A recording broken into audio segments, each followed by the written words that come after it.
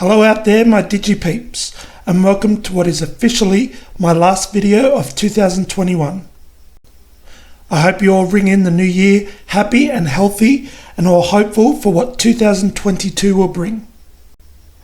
The first episode of the Book of Boba Fett just dropped, and honestly, it was just one more knockout of the park for Disney and one more amazing piece of media that they wanted to drop to the public before the year was over.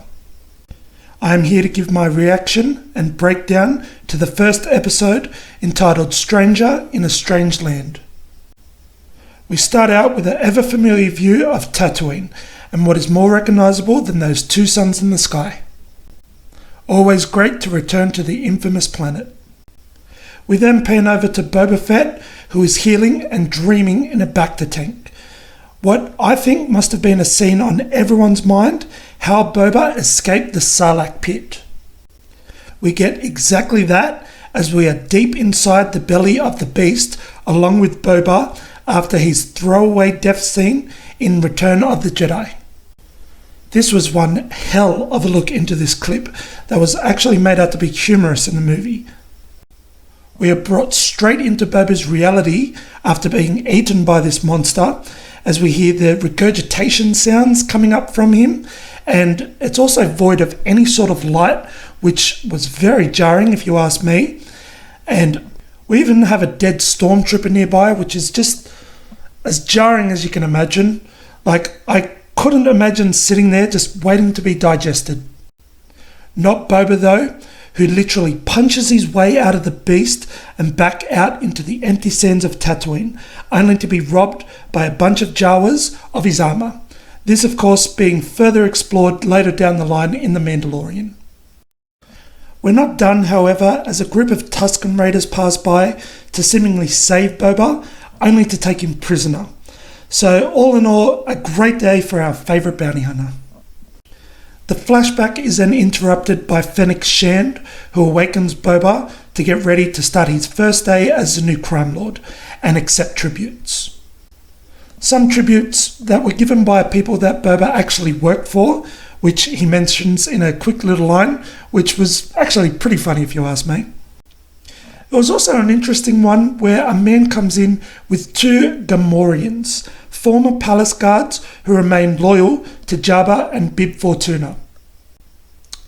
Gamorreans, if you remember from the original movies, are those sort of humanoid pig-looking things with tusks. The expectation is that Boba will send these animals' tortured screams as a message to anyone who dare oppose his rule.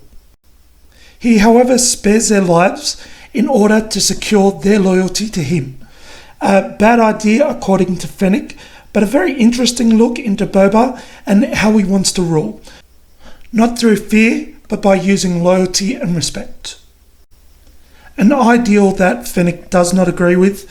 She believes that fear will be a useful tool, that Boba shouldn't be out walking the streets for mere tributes, as if he is seen, he needs to be carried around on a litter. Boba retorts with a great line that could not sum up his character any better. I walk on my own 2 feet. Boba does not see himself above anyone else. He is just a badass crime lord you should pay in order to remain safe and secure. We then move into our first fight scene. A bunch of men all surround Boba and Fennec with energy shields and electrically charged spears. It was a well-coordinated attack, and it was actually worrying seeing them start to get the upper hand on the two deadly warriors. However, in come the Gamorreans for the save. I have to say, this scene made me so happy. I remember watching those giant pig-armed guards always be the butt of the joke. So easy to take out and defeat. However, seeing them have their heroic moment by taking out Boba's attackers, actually being the difference makers in this fight for their loyalty to their new Daimyo, it was good to see them actually useful for a change, and even better knowing that the changes that Boba is looking to implement are working in his favour.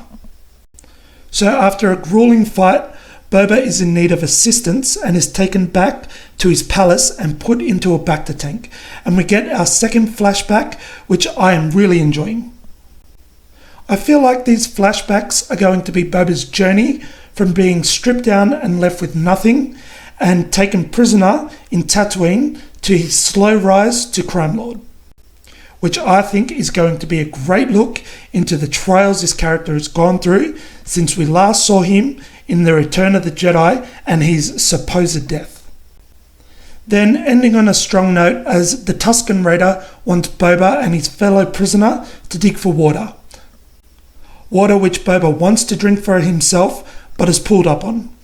It is not until his fellow prisoner unearths a 6-armed alien who kills him and turns his attention to Boba and the young Tusken Raider.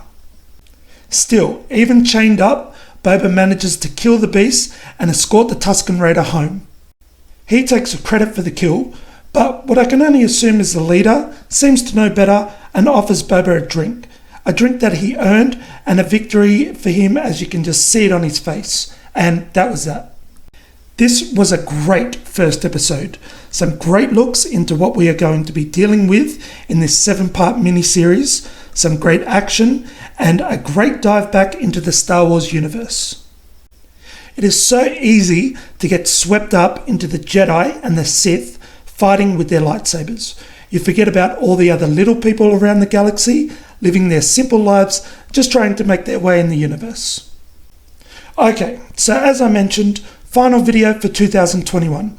I just want to take this time to say thank you. Thank you to anyone who has watched my videos this year. Thank you for listening to me rant about all this nerd and geek stuff.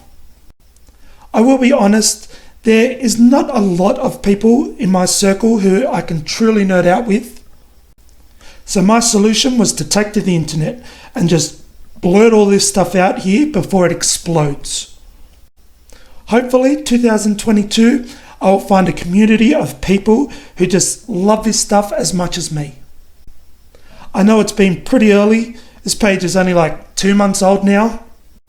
However, it has been some of the most enjoyable days I have had in a very long time when it comes to pop culture and finally getting all my thoughts out to you amazing people. Here's to a wonderful and healthier 2022, and as always, I will catch you all in the next one.